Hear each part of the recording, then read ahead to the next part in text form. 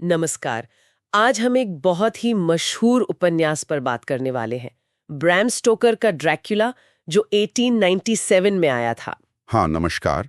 और ये सिर्फ एक डरावनी कहानी भर नहीं है ना? बिल्कुल नहीं, ये तो मतलब गॉथिक हॉरर साहित्य का एक मील का पत्थर है।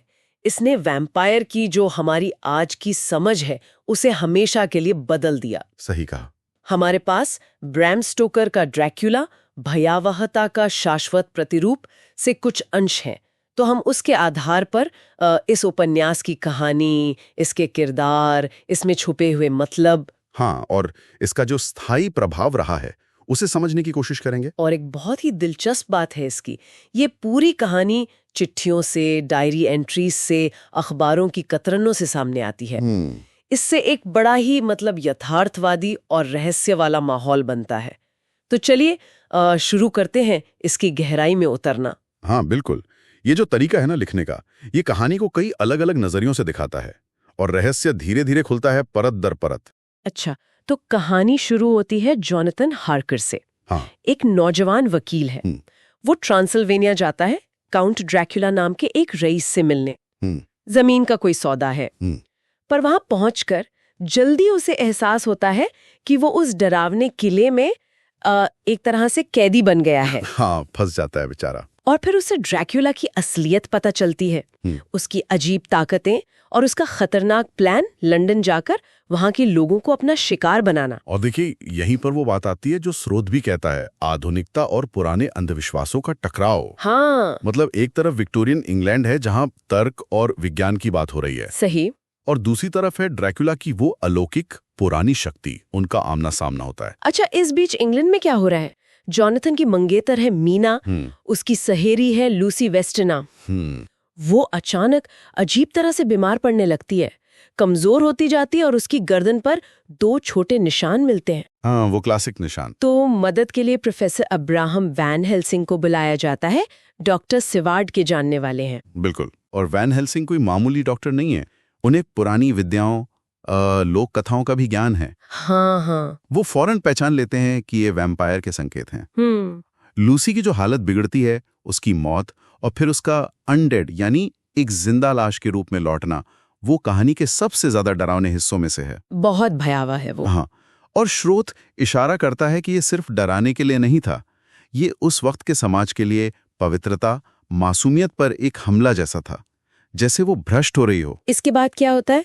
वैन हेल्सिंग, जॉनथन जो किसी तरह बच निकलता है वहां से, फिर डॉक्टर सिवार्ड, लूसी का मंगेतर आर्थर और एक अमेरिकी दोस्त है क्विंसी मॉरिस। हाँ, क्विंसी। ये सब मिलके एक टीम बनाते हैं जिसे बैंड ऑफ लाइट कहा गया है ड्रैक्युला से लड़ने के लिए। सही। और मीना मारे, जॉनथन की मंगेतर और बाद में पत्नी, वो भी बहुत अहम हो जाती हैं, खासकर तब जब ड्रैक्युला उसे भी अपना शिकार बनाने की कोशिश करता है। बिल्कुल। और उनके बीच वो एक अजीब सा मानसिक जुड़ाव बन जाता है ना? हाँ, वही। जिसका इस्तेमाल ये टीम बाद में ड्रैक्युला को ट्रैक करने में करती है। तो यहाँ पर वो अच्छाई बनाम बुराई का जो मुख्य संघर्ष है वो बिल्कुल साफ हो जाता है।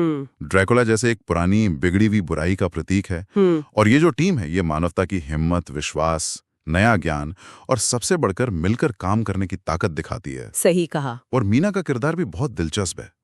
वो सिर्फ कोई लाचार विक्टिम नहीं है। नहीं, बिल्कुल नहीं। वो अपनी समझदारी, अपने संगठन करने की क्षमता से टीम की मदद करती है। एक तरह से उस जमाने की जो नई महिला की सोच उभर रही थी, उसका भी प्रतीक है वो। ये लोग फिर लंदन में ड्रैक्युला के ठिकानों को नष्ट करते हैं। वो जो ट्रांसिल्वेनिया से लाई गई मिट्टी के बक्से थे ना, जिनमें वो दिन में आराम करता था। हाँ, उनको नष्ट करना जरूरी था ताकि वो कमजोर पड़ जाएं। फिर उसका पीछा करते करते ये लोग वापस ट्रांसिल्वेनिया पहुंचते हैं, क्लाइमैक्स की तरफ। हाँ, बिल्कुल अंत में पहाड़ों के पास एक जबरदस्त मुकाबला होता है। सूरज ढलने से ठीक पहले जॉनथन और क्विंसी मिलकर ड्रैकुला का अंत कर देते हैं। लेकिन उस आखिरी लड़ाई में क्विंसी मॉरिस मारा जाता है। हाँ, वो दुखद होता है। उपन्यास में खून का जो प्रतीकवाद है वो भी बहुत गहरा है।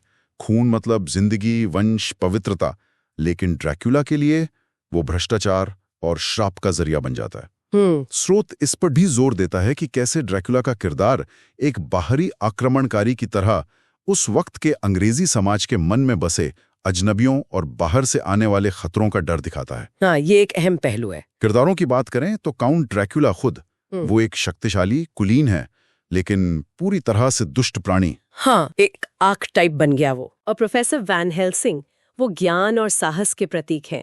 वो पुराने और नए दोनों तरीकों का इस्तेमाल करते हैं बुराई से लड़ने के लिए। बिल्कुल। और मीना मरे, जैसा हमने कहा, वो कहानी का नैतिक केंद्र हैं, बहुत समझदार। और इस उपन्यास की स्थायी विरासत वो तो जबरदस्त है। बिल्कुल। वैम्पायर से जुड़ी ज्यादातर बातें जो आज हम जानते हैं, जैसे उनका धूप से बचना, खून की जरूरत होना, लहसुन या क्रॉस जैसी चीजों से डरना, हाँ, वो सब यहीं से आया है। ज्यादातर यहीं से पॉपुलर हुआ। इसने हॉरर जॉनर पर, फिल्मों पर, पॉप कल्चर पर एक अमिट छाप छोड़ी है। तो जैसा हमने देखा, ड्रैकुला सिर्फ एक वैम्पायर की कहानी से कहीं ज्यादा गहरी चीज है। हाँ। ये अच्छाई और बुराई, आधुनिकता और अंधविश्वास, डर और साहस के बीच एक बहुत ही उलझा हुआ संघर्ष दिखाती है। बिल्कुल। इसकी जो गॉथिक शैली है, वो रहस्यमयी माहौल, वो तनाव और इसमें जो गहरे सामाजिक और मनोवैज्ञानिक मुद्दे छुपे हैं, वो इसे आज भी उतना ही प्रासंगिक और प्रभावशाली बनाते हैं। सही। इसने साहित्य और कल्चर में वैम्पायर के किरदार को, आप कह सकते हैं, स्थापित कर दिया। अच्छा, तो जाते जाते एक सवाल हम अपने श्रोताओं के लिए छोड़ जाते हैं।